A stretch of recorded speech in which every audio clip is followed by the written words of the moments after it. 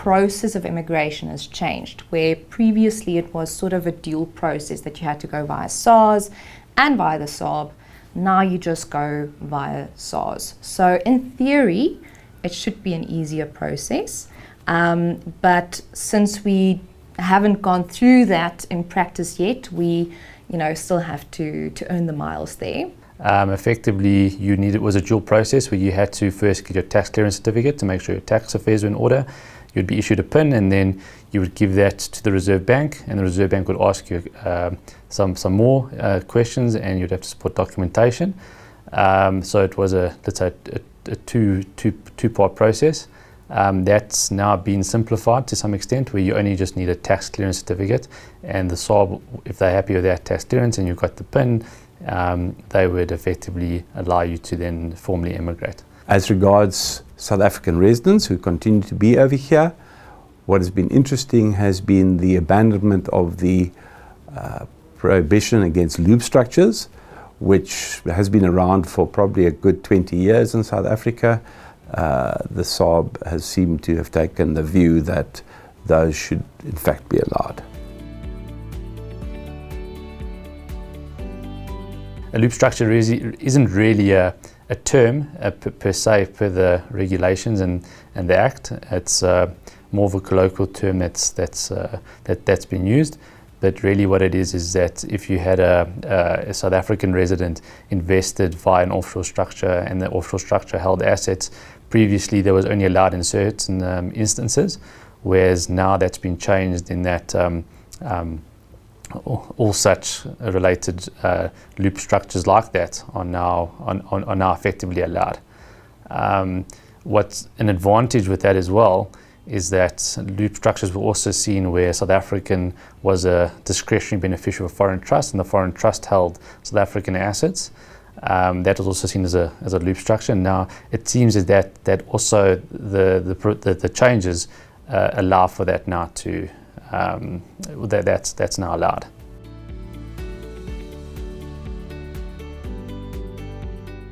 The changes that were introduced, particularly in relation to loop structures, were introduced to actually encourage South African residents to reinvest back into South Africa. Now, by definition, a South African who's familiar with the markets and the opportunities, South Africa is certainly a better investor into these markets as they understand the markets better. It is a big benefit for South Africa because it can bring in foreign investments. People no longer have to be scared that their capital will get stuck here. Where previously, once you've invested in South Africa, it was very difficult to get your money back out. And obviously, we're post-COVID, and the economy is where it is. We want people to be able to move their money in and out of South Africa freely.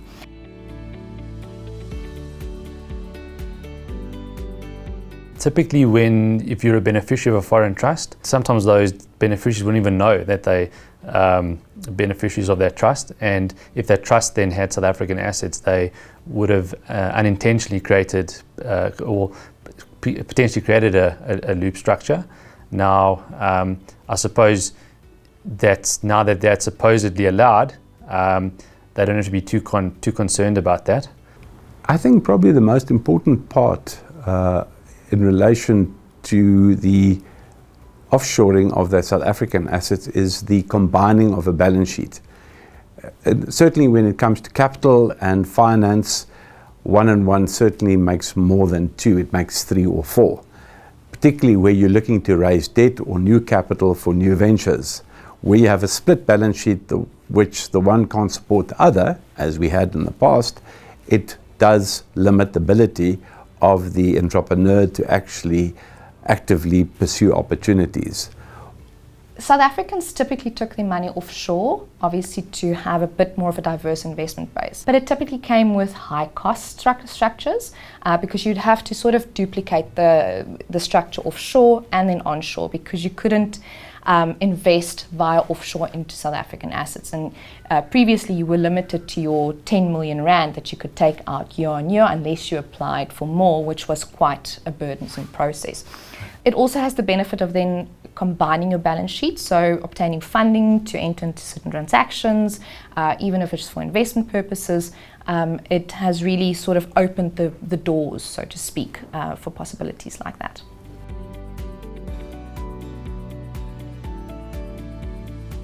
Now the process has been, on paper, made a lot easier. You can go to SARS. If your tax affairs are in order, you should be able to take 10 million or more offshore without going through the complicated SAR process, etc. Now, in light of the move, what it seems to be, if your tax affairs in order, the SAR will allow, in excess of that. So as long as your tax affairs in order, the 10 million actually becomes an academic number. You can take out more as long as you've got your tax clearance certificate and your tax clearance PIN. However, I suspect that in getting that PIN, and because you have to specifically request how much you want to be taking out to get your tax clearance, that SARS may do a bit more of an in-depth audit that your tax affairs are truly up to date.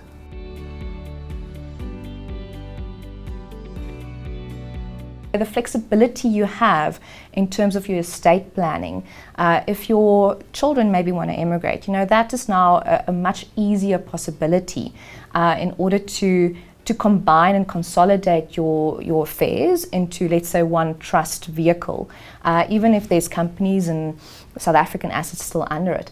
It reduces your costs significantly, and it's just a much simplified manner to deal with your affairs. The key reason is to try and consolidate assets into one structure. As previously mentioned, one wants to consolidate your balance sheets, thereby improving your ability to raise new capital and, by definition, widening the asset base that is available for new ventures or new opportunities. In finance, the old rule is the bigger the better, because you are able to do more with a larger balance sheet or combined balance sheet than having two small ones operating independently of each other.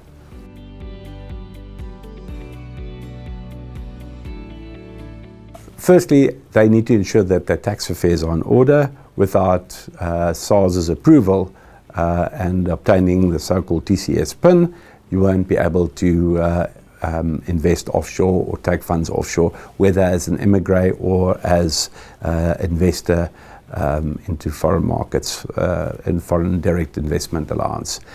In addition, what you have to have in mind is that when you wish to invest back into South Africa, you have to show where the funds arose from. So you have to show it's valid funds, not funds which weren't properly reported to the authorities in the past.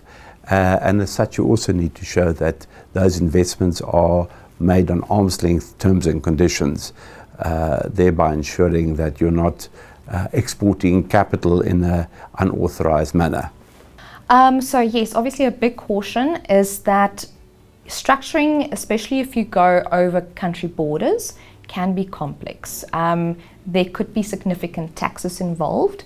There could also be other complexities involved that you might not be aware of. So I do advise that you chat to someone that can help you structure your affairs to make it as efficient as possible, not only from a tax perspective, but also from a commercial perspective, how it will suit your family's needs, jurisdictions that you are thinking of investing in, and so forth, just to add to the making your life easier, removing the complexities, and to fit into what you want to achieve with your estate planning and with your family planning, etc.